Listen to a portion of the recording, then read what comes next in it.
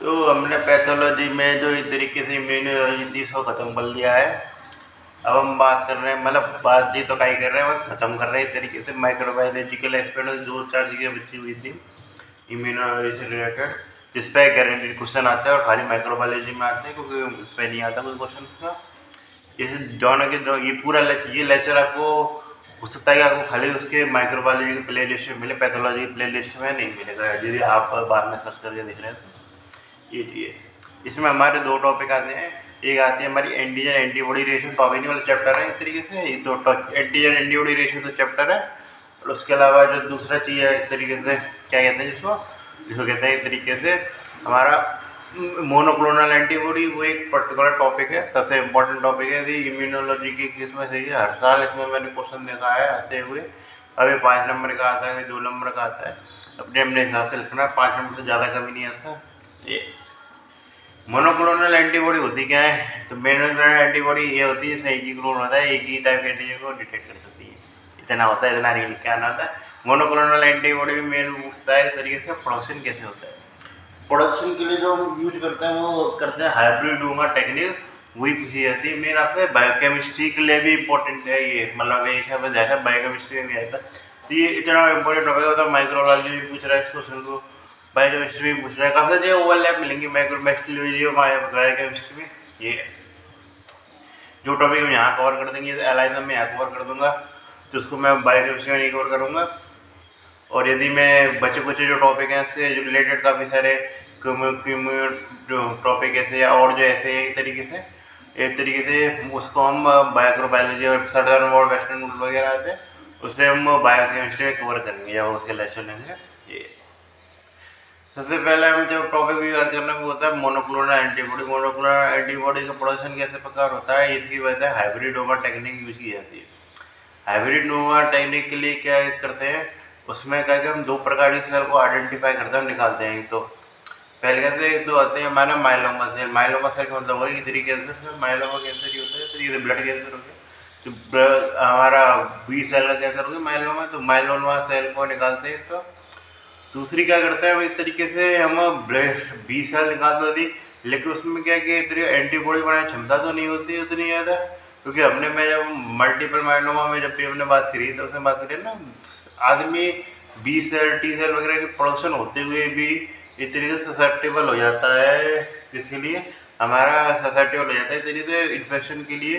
Fever वगैरह common symptom देखने को मिलता है, उसको मिलता है इस तरीके से। तो वो हकीकत में सेल का प्रोडक्शन तो हो जाता है, लेकिन वो फंक्शनल नहीं होती इस तरीके से। खाली प्रोडक्शन वगैरह ज़्यादा हो रखा होता है, उसका फायदा के नाम पे कुछ नहीं होता। इस तरीके से बेसिक फंक्शन होता है बी सेल का, वो भी नहीं कर पाती, बस प्रोडक्शन होगी, बस जमा हो जाती है और कुछ नहीं है। तो इस तरीके से वो बेसिक फंक्शन लॉस्ट हो सकता है उसका, तो इसलिए उसका माइलोमा सेल तो काम चलेगा नहीं। तो हमें ऐसी सेल भी चाहिए होती है जो कि क्या है कि इस तरीके से मैं एंटीबॉडी प्रोडक्शन करने की संभावना हो। एक तरीके से इसमें नॉर्मल बी सेल आती है। अब ये बी सेल का प्रोडक्शन कैसे होता है, ये उसके बारे में बायोलॉजी में बताऊंगा नहीं कैसे होता है। एंटी सेल के द्वारा प्रोडक्शन होता है जिसका बी सेल का, मतलब वो तो है ही, पूरा प्रॉपर सिस्टम चलता है उसका, उसको एक्सप्लेन नहीं किया है बार बार। ये बी सेल का प्रोडक्शन होता है। तो बी सेल प्रोडक्शन कैसे करते हैं, माउस जो होता है उसके अंदर हम एंटीजन इंजेक्ट करते हैं, जिसके अलावा हमें मोनोक्लोनल एंटीबॉडी बनवानी है, वो इस तरीके से। तो उसकी जो स्प्लीन होती है बी सेल बन जाती है उसकी स्प्लीन में। तो बी सेल को स्प्लीन से निकाल देते, प्लाज्मा सेल वगैरह एंटीबॉडी बनने देने होते, बी सेल को निकालते हैं। तो प्लाज्मा सेल और बी सेल का इंटीग्रेशन तो होगा नहीं, फिर उसके अलावा उसको निकाल के खाना देते हैं इस तरीके से एक प्लेट में, जिसमें एक तरीके से हमारी मोनोक्लोनल एंटीबॉडी बनी सारी माइलोमा सेल भी होती है। और इस तरीके से क्या कहते हैं, हमारा मायोक्लोनिक एंटीबॉडी भी होती है, माइक्रोनिक एंटीबॉडी वो माइलोमा सेल भी होती है, और उसके अलावा बी सेल भी होती है। ये जिसको एक तरीके से मिला के प्लेट रहते हैं, जैसे पॉलीग्लाइकेन ब्रोथ भी कहते हैं, नाम याद रखना, क्या नाम होता है, पॉलीइथाइलिन ग्लाइकोल ब्रोथ, ऐसे नाम ये भी थोड़ा देखना पड़ता है। तो पॉलीइथाइलिन ग्लाइकोल ब्रोथ होता है, उसमें रखते हैं सेल को। तो पॉलीइथाइलिन ग्लाइकोल ब्रोथ जो होता है उसमें क्या है, एक तरीके से सेल का मिक्सचर हो जाता है इस तरीके से। ये सेल का मिक्सचर हो जाता है। मिक्सचर होने के बाद क्या है कि इस तरीके से कुछ सेल ऐसी होती है जो कि क्या है कि जिसमें प्रॉपर माइलोनोमा सेल होती है, क्योंकि इस तरीके से मिक्सचर हो रहा है। मिक्सचर पे कुछ सेल होंगे मिक्स हो जाएंगे, कुछ सेल होंगे मिक्स नहीं होंगे। अब मिक्स नहीं होने वाली माइलोमा सेल भी हो सकती है, बी सेल भी हो सकती है। उसको आइडेंटिफाई कैसे करेंगे? तो आइडेंटिफाई करने के लिए हम यूज़ करते हैं तरीके से हेड मीडियम। इंपॉर्टेंट क्वेश्चन है, इस पर आप पूछ सकता है तो हेड मीडियम किस लिए होता है। तो उसमें कभी भी ये सुन लेना कि आपस में क्रॉस जो होता है, क्रॉस लिंकिंग बनाने के तरीके से हाइब्रिड सेल बनाने के लिए इसका काम होता है। इनका काम हेड मीडियम का उपयोग हाइब्रिड सेल बनाने के लिए होता है। हेड मीडियम का जो उपयोग होता है वो आइडेंटिफाई करना है, अलग करना है तरीके से जो कि हाइब्रिड बनी है और नहीं बनी है, उसको आइडेंटिफाई। उसके लिए उसके अंदर क्या होता है, तो उसमें अंदर के ऐसे मैकेनिज्म होते हैं जिसको खाली स्काल्विच पाथवे तरीके से वही रन कर सकता है। उससे कैसे पता लगती है? क्योंकि जो हमारी बी सेल जो होती है तरीके से वो क्या है कि जो हमारे स्काल्विच पाथवे पे काम कर जाती है, वो ग्रो कर जाती है स्काल्विच पाथवे पे, मैं सर्वाइव कर सकती है तरीके से। ठीक है, माइलोमा सेल होती है वो स्काल्विच पाथवे सप्लाई नहीं, सर्वाइव नहीं करती। अब इससे क्या है कि दोनों सेल मर जाती है, बी सेल ही मर जाती है, वो माइलोमा सेल भी मर जाती है। क्यों? तो माइलोमा सेल जो होती है तरीके से वो उसके पास पावर तो होती है कोई डिफ्रेंशिएशन करने की, बहुत ज़्यादा डिफ्रेंशिएशन करने एजिंग वगैरह होती नहीं उसकी हालत। तो इस तरीके से तो एजिंग वगैरह कॉन्सेप्ट तो भी काम करता है ना। एजिंग की बात करी थी हमने, 120 दिन की लाइफ स्टाइल होती है। उसके अलावा WBC की 20 से 40 दिन के आसपास रहती है, उसकी उतनी रहती है। 3 से 4 दिन की पेटलेट्स की रहती है। इसमें वॉल सिस्टम तो काम करता नहीं है इस तरीके से। माइलोमा सेल भी उसमें तो हमेशा जिंदा रहती है, क्योंकि बी सेल का फिक्स लाइफ स्टाइल है ना। तो इसलिए जब भी बी सेल मान के मेटाबॉलिज्म कर भी रही है तब भी उसका तो फिक्स लाइफ स्टाइल है ना, तो उस समय बाद तो मर ही जाएगी वो। इसलिए जो प्योर बी सेल वो भी मर जाती है। और जो हमारी इतनी प्योर माइलोमा सेल है क्योंकि उसको मेटाबॉलिज्म नहीं मिल रहा है, तो डीएनए के लिए भूख तो चाहिए होती है ना। भले आदमी हमारा वो ऐसा तो है नहीं बिना खाए पिए जी लेगा, उसको भी तो खाना पीना चाहिए ना। तो इसलिए उसको इसका भी काम नहीं पता है कि हाइब्रिड सेल जो होती है वो ग्रो कर जाती है, वो ग्रो कर जाती है क्योंकि उसमें क्या कहते हैं माइलोमा सेल वाली अमर वाली रहने वाली प्रॉपर्टी भी होती है। और उसके अलावा जो खाना पीना रखा उसको खाने की क्षमता भी होती है उसके पास। इस प्रकार हमारा हाइब्रिड सेल होती है, सर्वाइव कर देती है हेड मीडिया में। और कोई भी सेल चाहे माइलोमा सेल हो चाहे प्योर डिस्प्लिनिक बी सेल होती है वो सर्वाइव नहीं कर पाती। इस प्रकार हमारा कहता है हाइब्रिड सेल्स का प्रश्न होता है, जिसके क्या कि तरीके से वो काफ़ी ज़्यादा एक तरीके से एंटीबॉडीज बना सकती है और अनलिमिटेड टाइम में बना सकती है। क्योंकि इस तरीके से स्प्लीनिक हो गई वो माइलोमा सेल है, और इस तरीके से बी सेल के खिलाफ हमने जिसके खिलाफ एंटीबॉडी के खिलाफ एंटीबॉडी बनाई थी वो तो हमने बनवाई दी थी। तो इस प्रकार हमारा काम सिस्टम काम करता है, इसलिए मोनोक्लोनल एंटीबॉडी प्रोडक्शन के लिए प्रोसीजर पूछ सकता है। 5 नंबर का क्वेश्चन पूछा है तो लिख के आना है, और वो भी प्रॉपर एकदम डायग्राम फायग्राम बनाए नहीं बनाए कोई बात नहीं है, लेकिन लिख के जरूर आना। उसके अलावा और जो क्वेश्चन पूछता है वो पूछता है इसमें टाइप्स ऑफ मोनोक्लोनल एंटीबॉडी। ये टाइप्स ऑफ मोनोक्लोनल एंटीबॉडी और एप्लीकेशन मोनोक्लोनल एंटीबॉडी हर क्वेश्चन में लिख के आने, चाहे आपको इस तरीके से 2 नंबर का क्वेश्चन आ जाए। 2 नंबर के क्वेश्चन में एप्लीकेशन जरूर लिखना है। टाइप्स ऑफ मोनोक्लोनल एंटीबॉडी चाहे सिलेबस से हटा दिया जाए, मेरे भी सिलेबस से हटा दिया था। हालांकि मेरे पास पुरानी किताब थी, पता नहीं कहीं किताब घूम गई थी, इसलिए ये चीज़ थी। मैंने काफ़ी बार क्वेश्चन आते देखा ये टाइप्स ऑफ मोनोक्लोनल एंटीबॉडी का, इसलिए मैं आपको बता रहा हूँ कि ये एक बार देख जरूर लेना टाइप्स ऑफ मोनोक्लोनल एंटीबॉडी, देख कर लेना, बता ही रहा हूँ types of monoclonal antibody. Types of monoclonal antibody में आपको ध्यान रखना चूहा याद रखना माउस का, और उसके अलावा याद रखना ह्यूमन का। तो एक जो होता है हमारा एक तरीके से इसमें इसे प्रॉपर चूहे के द्वारा प्रोडक्शन किया जाता है, माउस एंटीबॉडी होती है माउस की। ये एक होती है माउस की एंटीबॉडी होती है तरीके से, ये माउस की एंटीबॉडी होती है, इसमें 100% होता है माउस वाली सेल जो होती है इस तरीके से वो उससे डिराइव होती है। ठीक है, तरीके से माइलोमा सेल को कहीं ना कहीं डालोगे तभी तो वो एंटीबॉडी बनाएगी। इस तरीके से ये क्या प्रॉपर क्या माउस की सेल से डिराइव होती है। ये माउस से डिराइव प्रोटीन को कंटेन करती है इस तरीके से। उसके अलावा आते हैं भाई ceramic anti monoclonal ceramic monoclonal antibody का ये लगाना ना एक तरीके से, इसमें क्या होता है 66% तक क्या होता है इस तरीके से, मतलब कभी ऐसे लगा दीजिए क्या 33-66% तक जो होता है ह्यूमन का योगदान रहता है, ह्यूमन प्रोटीन रहता है 66% तक, इसके द्वारा जीन के द्वारा जो एंटीबॉडी मिलती है, एंटीबॉडी भी इतनी प्रोटीन है। तो उसमें 66% तक क्या है तरीके से ह्यूमन का प्रोटीन रहता है, 34% तक बचा हुआ रह वो माउस का रहता है। फिर क्या हम बात करते हैं ह्यूमन एंटीबॉडी की, ह्यूमन वाले में कितना रहता है, ह्यूमनाइज मतलब human antibody, humanise antibody. Humanise में एक तरीके से 10% माउस का रोल रहता है, 90% एक तरीके से इसका रोल रहता है हमारा ह्यूमन का। फिर आते हैं हमारे human monoclonal antibody. Human monoclonal antibody में 100% ह्यूमन का रोल रहता है। इसलिए नाम पता होता है 100% mouse monoclonal antibody, 100% human monoclonal antibody. यदि बीच का लेवल 34-64 सिरेमिक मोनोक्लोनल एंटीबॉडी, यदि लगभग ह्यूमन का है तो उसे ह्यूमनाइज्ड कहेंगे। कितना 90-10 का रेशियो रहता है। ये चीज़ है, थोड़ा सा पता होना चाहिए। क्वेश्चन पूछा गया है बार-बार, इसलिए बता रहा हूँ मैं कि जानने लायक पॉइंट लगा लेंगे। उपयोग कहाँ कहाँ किया जाता है? इस तरीके से थेरेप्यूटिक एप्लीकेशन में किया जाता है। मोनोक्लोनल एंटीबॉडी एक तरीके से को एंटीबॉडी, अब एंटीजन को डिस्ट्रॉय करना ही होता है, तो एंटीजन को डिस्ट्रॉय करने का काम कर सकती है। इस तरीके से कोई हमारा इस तरीके से जो भी कोई बैक्टीरिया वगैरह हुआ या वायरस वगैरह हुआ, उसको डिस्ट्रॉय करने का काम कर सकती है। उसके अलावा थेरेप्यूटिक यूज में कोई तरीके से चीज़ नहीं है, कोई तरीके से ऐसा है ना, एंटीबॉडी किसी के खिलाफ बना सकते हैं, इंटरल्यूकिन तक के खिलाफ बना सकते हो, इन्फ्लामेटरी मार्कर्स के खिलाफ भी बना सकते हैं। वहाँ पे भी इसका उपयोग आता है इस तरीके से। खाली इसका बस ये रूल नहीं है कि बस हमने वो बैक्टीरिया वायरस को डिस्ट्रॉय कर दिया। हम जो क्या कहते हैं नॉर्मल फंक्शन को भी मॉडिफाइड कर सकते हैं मोनोक्लोनल एंटीबॉडी के थ्रू। ये इम्यून सप्रेशन वगैरह के एजेंट हुए या कैंसर सप्रेशन के एजेंट भी कर सकते हैं। कैंसर सप्रेशन का भी याद रखना, इस तरीके से कीमो क्या कहते हैं कीमोटॉक्सिक ड्रग्स होती है, कीमोथेरेपी ड्रग्स होती है, उसका भी प्रोडक्शन किया जा सकता है किसके द्वारा? मोनोक्लोनल एंटीबॉडी के द्वारा। ये सबसे इंपॉर्टेंट पॉइंट है जानने के लिए। उसके अलावा मतलब कीमो, जब मैं कैंसर ड्रग पढ़ाऊँगा तो मैं पूरे का यूनिट पढ़ाऊँगा उसमें। इतनी इसमें हम खाली बस मोनोक्लोनल एंटीबॉडी की बात करें जो कैंसर पर काम करते हैं, ये तरह ज़्यादा इंपॉर्टेंट है। इम्यून सप्रेशन के एजेंट के रूप में भी काउंटर होती है। सर ये किसमें ये है इंटरल्यूकिन वगैरह, इंटरल्यूकिन 4 वगैरह, सारी मैंने वगैरह बनाई, उसमें हर किसी चीज़ के खिलाफ हम मोनोक्लोनल एंटीबॉडी बढ़ा सकते हैं। उसके अलावा यहाँ तक कि जो मैकेनिज्म और इन्फ्लामेशन में काम करते हैं, अस्थमा वगैरह हुआ जिसमें ल्यूकोट्राइन्स वगैरह काम करते हैं, उसके खिलाफ भी मोनोक्लोनल एंटीबॉडी हम अस्थमा को भी रोक सकते हैं। तो ये काफ़ी एक इफेक्टिव जुगाड़ होता है, क्योंकि इसके कोई ऐसे साइड इफेक्ट नहीं होते, फिर ना के बराबर साइड इफेक्ट देखने को मिलते हैं।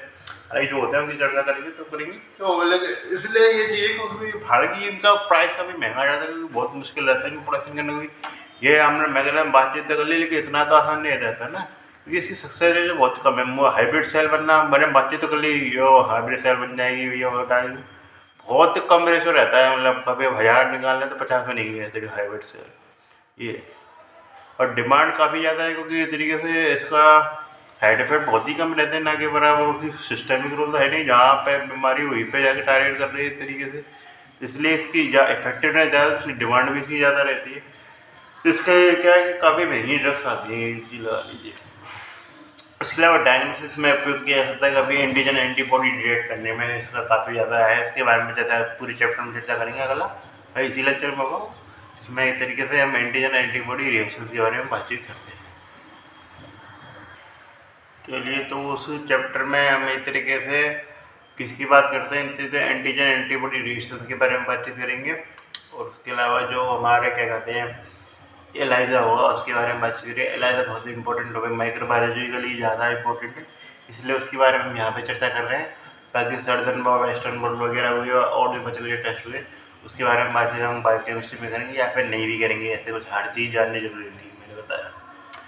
एंटीजन एंटीबॉडी रिएक्शन है, इसके बारे में क्वेश्चन पूछे जा सकते हैं वाइवा में, काफ़ी हॉट टॉपिक रहता है। इम्यूनोलॉजी के रिलेटेड बाकी ज़्यादा चीज़ें का याद हो जाती है, क्योंकि माइक्रोबायोलॉजी में भी आती है, बायोकेमिस्ट्री वो पैथोलॉजी में आती है, इसलिए ज़्यादा चीज़ें याद रहती है और थ्योरी में भी आती हैं। ये क्या है, आपको क्वेश्चन क्या थ्योरी में हाल पूछेगा नहीं, ये क्या वाइवा एस्पेक्ट से इंपॉर्टेंट है, तो इसलिए उसको वाइवा एस्पेक्ट से ही आप सोचते चले। थ्योरी में ऐसे क्वेश्चन काफ़ी कम आते हैं। एक जो चीज़ बताऊँगा कूम्ब टेस्ट, उसको मैं शॉर्ट्स में भी डालूंगा, इसमें भी चल जाऊँगा, शॉर्ट्स में भी डालूंगा, उसको जरूर पढ़ा लेना। उसका क्वेश्चन क्या है कि इस तरीके तक काफ़ी बार आ रखा है पैथोलॉजी में, अगर माइक्रोबायोलॉजी में आया नहीं आया, पैथोलॉजी में काफ़ी इंपॉर्टेंट चैप्टर हो जाता है वो कूम्ब टेस्ट, कुछ चैप्टर का केवल टेस्ट हो जाता है कूम्ब टेस्ट। जैसे मैंने उसका बताया था एक तरीके से, जैसे शिगर टेस्ट बताया था, इस तरीके से शिगर टेस्ट एक तरीके से B12 डेफिशिएंसी चेक करने के लिए, तो वैसी प्रकार का ये टेस्ट कूम्ब टेस्ट बार बार आता रहता है।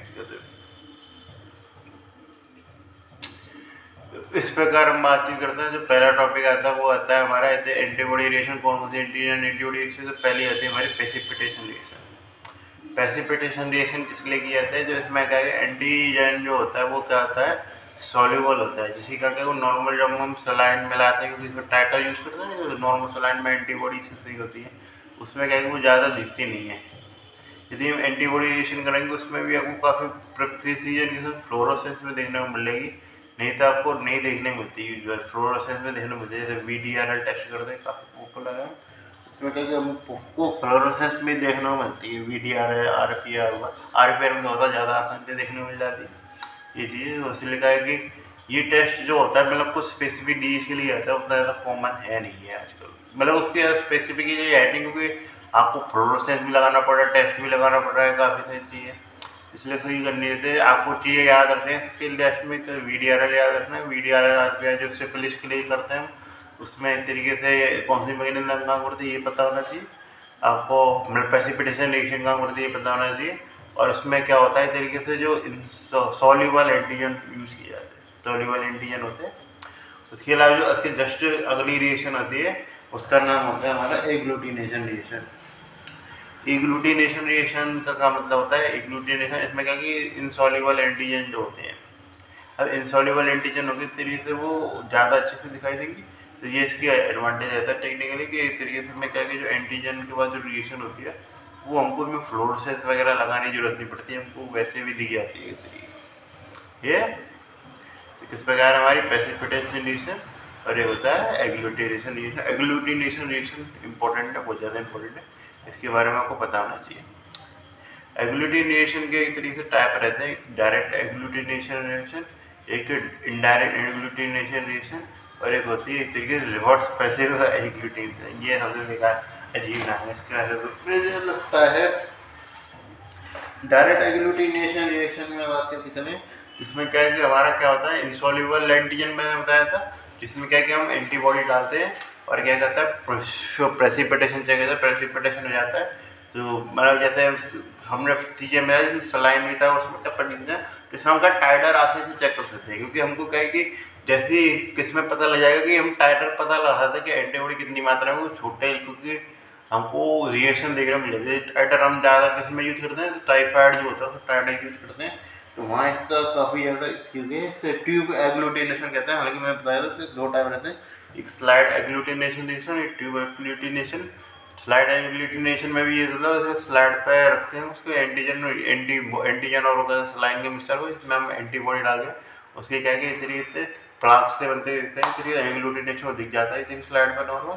तो ट्यूब एग्लूटिनेशन में तो इस तरीके श्रिंकेज होता हुआ दिखेगा प्रॉपर हमको, जैसे मैं मेन उसका ट्यूब एग्लूटिनेशन का मेथड था ये कि हम टाइडर यूज करते थे, एंटीबॉडी टाइडर यूज़ करते थे। क्या आंसर टेस्ट क्या था, मैं ज़्यादातर फेमस है बिडाल टेस्ट किया था टाइफाइड के लिए, वो काफ़ी फेमस से टेस्ट आता है, आपको पता होना चाहिए।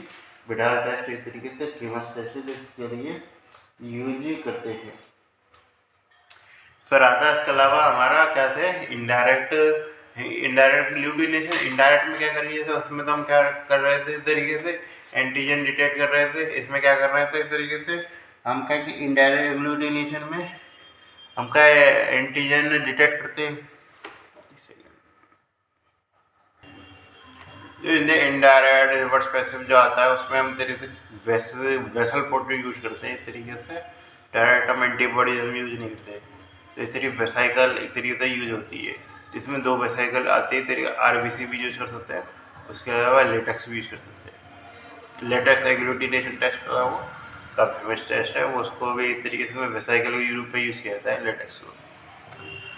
दो टेस्ट होते हैं इस तरीके से, में इनडायरेक्ट एग्लूटिनेशन टेस्ट और एक reverse passive agglutination. Indirect agglutination test में क्या होता है, इनडायरेक्ट एग्लूटिनेशन टेस्ट में जो है इनडायरेक्ट में हम यूज़ करते हैं इस तरीके से जो एंटीबॉडी एंटीजन कोटेड होता है, किस पे इस तरीके से एंटीबॉडी पे एंटीजन कोटेड होता है, और किसके सहायता से क्या डिटेक्ट करते हैं, हम एंटीबॉडीज़ को डिटेक्ट करते हैं। देखिए जो दूसरा जो होता है हमारा रिवर्स पैसिव एग्लूटिनेशन टेस्ट, उसमें क्या होता है कोटिंग किसकी होती है, हमारी एंटीबॉडी की कोटिंग होती है, और इस तरीके से हम उसके साथ क्या डिटेक्ट एंटीबॉडी कोटिंग एंटीजन को डिटेक्ट करते हैं। एग्जाम्पल की बात करके चलें तो उसमें काफ़ी रिवर्स पैसिव एग्लूटिनेशन टेस्ट में दो काफ़ी एक तरीके एग्जाम्पल आते हैं। वो आता है हमारे एक तरीके HBS एंटीजन को डिटेक्ट करने वाला, और उसके यदि आप RBC को यूज़ कर रहे हैं वेसाइकल ग्रुप में, यदि आप C रिएक्टिव प्रोटीन डिटेक्ट कर रहे हैं तो लेटेक्स यूज़ किया जाता है। और ये दो प्रिंसिपल आपको पता होना चाहिए कौन सा रिवर्स पैसिव एग्लूटिनेशन टेस्ट। ये क्वेश्चन काफ़ी पूछा जाता है आपसे वाइवा में। रिवर्स पैसिव एग्लूटिनेशन टेस्ट जो होता है तरीके से किस SBS वाला एंटीजन काफ़ी इंपॉर्टेंट पूछी जाती है जैसे कैसेट वगैरह जो होती है उस पर कॉन्सेंट्रेशन में काम करता है, तो उसके बाद कर लेते हैं लेटरल फ्लो ऐसे होता है, वो जैसे प्रिंसिपल काम करता है उस पर लेटरल फ्लो ऐसे का, जिसमें किट देखी होगी आपने इस तरीके से बनी हुई, तो लेटरल फ्लो ऐसे रहता है इस तरीके से किट का। और यदि आपसे प्रिंसिपल पूछे इस तरीके से रिएक्शन का प्रिंसिपल पूछे तो रिवर्स पैसिव एग्लूटिनेशन टेस्ट होता है इस तरीके से, रिवर्स पैसिव एग्लूटिनेशन प्रिंसिपल रहता है। देखिए उसमें आता है दूसरा एक टेस्ट होता है ट्राई डॉट मेथड, जिसमें 3 डॉट बनने होंगे, एचआईवी के लिए यूज़ किया जाता है ज़्यादातर। कूम टेस्ट होता है जिसमें कौन सा प्रिंसिपल यूज़ किया जाता है ज़्यादातर, आपको लिखना है फ्लो थ्रू ऐसे यूज़ करता है, ये दोनों चीज़ आप पता लगी होगी। फिर हम आते हैं हीम एग्लूटिनेशन टेस्ट पे। हीम एग्लूटिनेशन टेस्ट जो होता है जिसमें क्या है आरबीसी एक तरीके से एंटीजन के रूप में यूज़ की जाती है, एनबीसी के खिलाफ एंटीबॉडी होती है, वो डिटेक्ट की जाती है इस तरीके से कि ब्लड सीरम में प्रेजेंट है कि नहीं है। इसके काफ़ी फेमस एग्जाम्पल है पॉन बर्न टेस्ट होता है इस तरीके से स्प्रिन बार वायरस के लिए, और उससे भी फेमस जो आता है वो आता है हमारा कूम टेस्ट। कूम टेस्ट में बात की चलूँगा, चलो उसको मैं शॉर्ट्स में अपलोड करूँगा, कूम टेस्ट शॉर्ट्स में अपलोड करते हैं। कूम टेस्ट में बताऊँ तो जैसे डायरेक्ट कूम टेस्ट जो होता है उसमें क्या किया हम इस तरीके से कोटेड आरबीसी को डिटेक्ट करते हैं, किसके लिए करते हैं हम ऑटोइम्यून हेमोलाइटिक एनीमिया को डिटेक्ट करने के लिए करते हैं, किसमें इस तरीके से जो डिजीज को पता करने के लिए करते हैं। ठीक है, दूसरा जो मेथड होता है उसमें क्या है कि हमने किसी से ब्लड निकाल लिया, अब ब्लड निकालने के बाद होता है उसके अंदर एंटीबॉडी प्रेजेंट हो जो कि आगे चल के डिस्ट्रॉय कर सकते हैं आरबीसी को रेसिपिएंट की, तो इसलिए पोस्ट ट्रांसफ्यूजन के टाइम पे इसको टेस्ट को यूज करते हैं, जिसमें क्या कि हम फ्री एंटीबॉडी जो ब्लड हमने निकाल लिया या इस तरीके सीरम निकाला उसमें, क्योंकि साथ सीरम चढ़ाना होता है काफ़ी केस में, सीरम चढ़ा रहे हैं उसमें तरीके से हम एंटीबॉडीज़ को डिटेक्ट करते हैं। तो इस प्रकार हमारा बेसिक चीज़ रहती है डिटेक्शन के नाम पे, इसमें डायरेक्ट कूम और इनडायरेक्ट कूम टेस्ट में ये। और बात करके चलें और चीज़ क्या आती है, हमारा आता है मेन टॉपिक ऑफ एलाइजा, इमिग्रोटिनेशन यहाँ पे ही होता है, आरबीसी इस तरीके से एंटीजन के रूप में की जाती है और उससे हम एंटीबॉडी को डिटेक्ट करते हैं। ऑनबल टेस्ट होता है, एक और टेस्ट होता है कोल्ड एग्लूटिनेशन टेस्ट होता है, इसलिए आईजीएम से रिस्पॉन्सिबल होते हैं, इसके लिए पता ही होगा, वार्म के लिए आईजीजी यूज करते हैं। अब बात हम उसके धन्यवाद तभी कर चुकी है। हाँ, दो चार आते हैं कॉम्प्लीमेंट फिक्सेशन टेस्ट और न्यूट्रलाइजेशन टेस्ट, इसके बारे में पूछता नहीं है आपसे। न्यूट्रलाइजेशन में टॉक्सिन न्यूट्रलाइजेशन से लगाए ना, जैसे अब उसमें था डिप्थीरिया टॉक्साइड होता है उसके न्यूट्रलाइजेशन का निकाल लेना, उसके अलावा और कौन टॉक्साइड यूज़ करते हैं इस तरीके से, डिप्थीरिया टॉक्सिन हुआ, उसके अलावा क्लोस्ट्रीडियम परफेरेंजियम होता है अल्फा टॉक्सिन, उसके लिए रहते हैं। तो उसमें दो टेस्ट करते हैं, नैगल टेस्ट और इस तरीके से क्या होता है, मैंने तभी चर्चा करेंगे हम माइक्रोबायोलॉजी क्या है। हाँ, बात आते हैं एलाइजा पे। एलाइजा में होता है ना एंजाइम लिंक्ड, क्या नाम है एलाइजा लिंक इम्यूनो फ्लोरोसेंट एसे, क्या नाम है इम्यूनो सबस्ट्रेट एसे, इम्यूनो सबस्ट्रेट एसे, तो नाम पता नहीं एलाइजा की फुल फॉर्म क्या है, एंजाइम लिंक इम्यूनो सबस्ट्रेट एसे, ये नाम होता है इम्यूनोसॉर्बेंट ऐसे, ये इम्यूनोसॉर्बेंट इम्यूनो सबस्ट्रेट में जा सकते हैं। एंजाइम क्या होता है यही बताना चाहिए, एंजाइम लिंक पूछा था। एंजाइम होता है इसमें ऑक्सीडाइज परऑक्सीडेज, सबस्ट्रेट क्या रहता है, सबस्ट्रेट रहता है हमारा रहता है हाइड्रोजन परऑक्साइड, और इस तरीके से क्या रहता है क्रोमोजन क्या रहता है हमारा, वो रहता है हमारा टॉर्डोलिन ब्लू रहता है। इसमें बात करके चले तो क्या क्या चीज़ पता होना चाहिए, किस तरीके से 3 टाइप आते हैं मेन, तो पुरानी किताब में 3 टाइप मेंशन है, मेरे पास नई किताब है नहीं है, तो ये चीज़ बड़ा नई किताब मेरी टाइप पर थी, बस पता नहीं कहाँ चलेगी वो। 3 टाइप आते हैं मेन, उसी के बारे में बातें करेंगे, क्वेश्चन उसी से पूछा जाता है। एक होता है हमारा डायरेक्ट एलाइजा, एक होता है हमारा इनडायरेक्ट एलाइजा, एक होता है साइड में चलाइए, और कुछ के नाम जैसे आईजीएम एलाइजा भी होता है, उसके बारे में उतनी ज़्यादा है, मतलब इसका थोड़ा सा पेचीदा सिस्टम में, हालांकि वो चीज़ें मैच करता पढ़ लेना अभी किताब में दे रखा हो। डायरेक्ट एलाइजा में जो होता है वो एक तरीके से जो वॉल होती है, एक तरीके से एलाइजा की वॉल वो अनकोटेड होती है। ये तो मैं बेसिक पिक्चर बता दूं, उसमें क्या होता है वॉल होती है, इस तरीके वॉल अनकोटेड होती है, इस तरीके से डायरेक्ट, चलो मैं हर किसी की बताता हूँ। डायरेक्ट एलाइजा में क्या होता है वॉल का पे कोई कोटिंग नहीं होती, ना एंटीजन की कोटिंग होती है ना एंटीबॉडी की कोटिंग होती है। उसके बाद क्या होता है उसमें हम डालते हैं इस तरीके से जिसमें हमको एंटीजन डिटेक्ट करना है, एंटीजन डिटेक्ट करना है, एंटीजन डाल दिया हमने, किसमें अंदर जो गड्ढे जो हो रखे हैं इस तरीके से प्लेट पे जो गड्ढे हैं उस पर हमने डाल दी एंटीजन। फिर उसके बाद क्या होता है हमारा एंटीबॉडी, और क्या होता है एंजाइम का कॉम्प्लेक्स होता है जिसके अंदर क्रोमोजोम भी वगैरह सब जुड़े रहते हैं। और यदि वो एंटीजन एंटीबॉडी रिएक्शन होगी तो जो क्रोमोजोम होता है वो कलर देता है। तो ये तरीके से प्रिंसिपल होता है हमारा डायरेक्ट एलाइजा। इनडायरेक्ट एलाइजा में क्या होता है, इनडायरेक्ट एलाइजा में जो होता है हमारा बॉल होती है वो कोटेड रहती है। अब बॉल किससे कोटेड रहती है इनडायरेक्ट एलाइजा में, तो बॉल कोटेड रहती है हमारी एंटीजन से। ये तो बॉल एंटीजन से कोटेड रहती हैं। अब बॉल एंटीजन से कोटेड रहेंगी तो उसमें क्या है कि हमने क्या मिलाया, फिर एंटीजन से कोटेड है तो हमने मिला दिया इस तरीके से एंटीबॉडी मिला दी।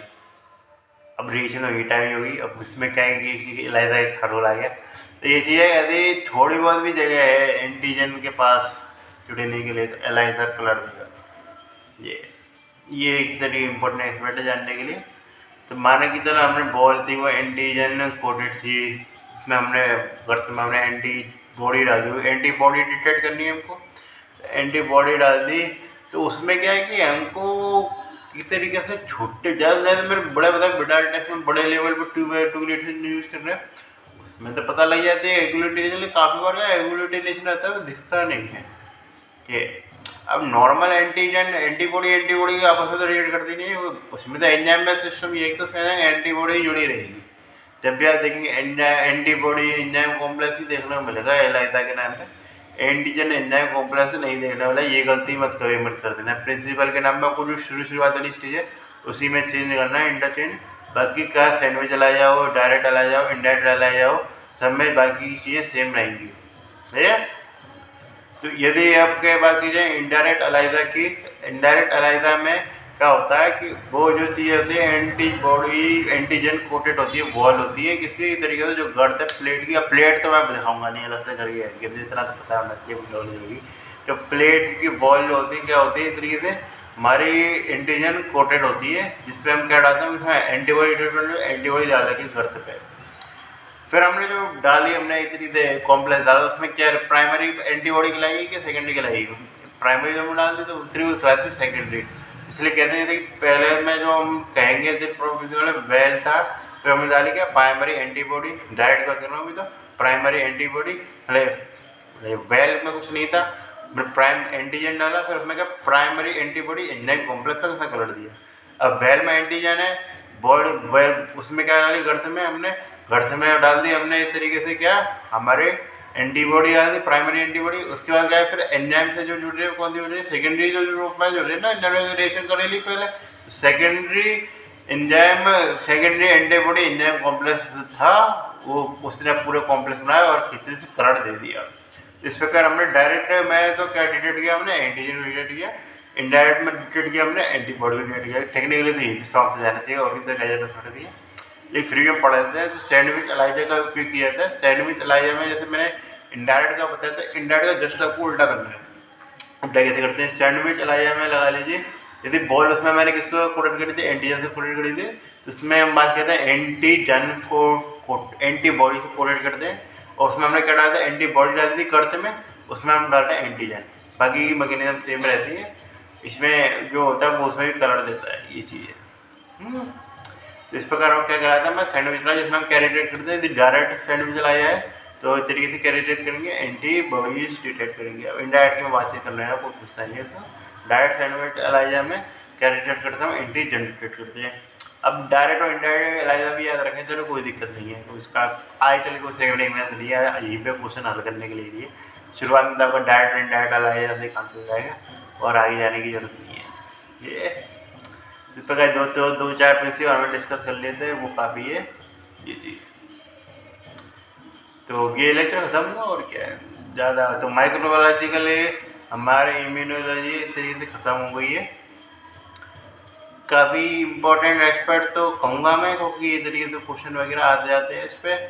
काफ़ी फर्स्ट पेपर तो इस तरीके से इसी का ही होता है, तो वो इसलिए इसके प्रकार पढ़ने टॉपिक के बारे में बताऊँ माइक्रोबायोलॉजी के लिए क्या इंपॉर्टेंट टॉपिक है। तो फर्स्ट पेपर में से ज़्यादा क्वेश्चन नहीं आते हैं, उसमें से कुछ क्वेश्चन नहीं आते, जो क्वेश्चन आते हैं वो आते हैं आपके तरह से मोनोक्लोनल एंटीबॉडी। एक आता है हमारा, हमने चाहे उसकी चर्चा करी नहीं करी, ज़्यादा मुझे खास इंपॉर्टेंट लगा नहीं होता, मैं चर्चा नहीं करी। वो आता है हमारा इसे कम्युनिटी के लिए एंटीबॉडी वाली, वो आया था कॉन्सेप्ट उसका। इस पे आ जाते हैं like the independent duration Indian duration officer वैसे नहीं पूछता हाइपरसेंसिटिव डिसीजन में बताया मैंने दोनों जगह क्वेश्चन आ सकते हैं। एक तरीके से माइक्रोबायोलॉजी में क्वेश्चन आ सकता है और इस तरीके से आपको पैथोलॉजी में क्वेश्चन आ सकता है। हर बार पेपर में क्या सेमेस्टर उठाए या कुछ भी उठाए वो क्वेश्चन जरूर मिलता है इसका। और जो आता है हमारा बच्चे कुछ एक्सपर्ट में वो आता है इस तरीके से ग्राफ वर्सेस ऑसिलेशन, काफ़ी इंपॉर्टेंट क्वेश्चन है ये, 12 पूछा गया है इस तरीके से पेपर्स में। बाकी तो वैक्सीन तो ज़्यादातर मैं देखी इस तरीके से बाय बाय में पूछते हैं, वैसे तो नहीं पूछते। ये वैक्सीन वगैरह वाला पूरा सिस्टम है पीएसएम के लिए ज़्यादा इंपॉर्टेंट है, पीएसएम में चर्चा करना ज़्यादा सही मतलब वो तो यहाँ पे क्या मतलब चर्चा करने का ये। तो इस प्रकार हमारा सिस्टम जो है इस तरीके से माइक्रोबायोलॉजी पैथोलॉजी का खत्म हो गया। ठीक है, काफ़ी टॉपिक इन्होंने काफ़ी बोर किया है, ज़्यादा कुछ खास जानने को खाने लगे, फिर भी वीडियो तो बनानी पड़ती है सब टॉपिक को कवर करने के लिए। इसके बाद हम सिस्टमिक एक्सपर्ट है वो चालू करेंगे जिसमें हम सीएनएस के बारे में बातचीत करूँगा मैं, पैथोलॉजी के, और हार्ट और पल्मोनरी की भी बातचीत की जाएगी। ठीक है, चलो चलते हैं।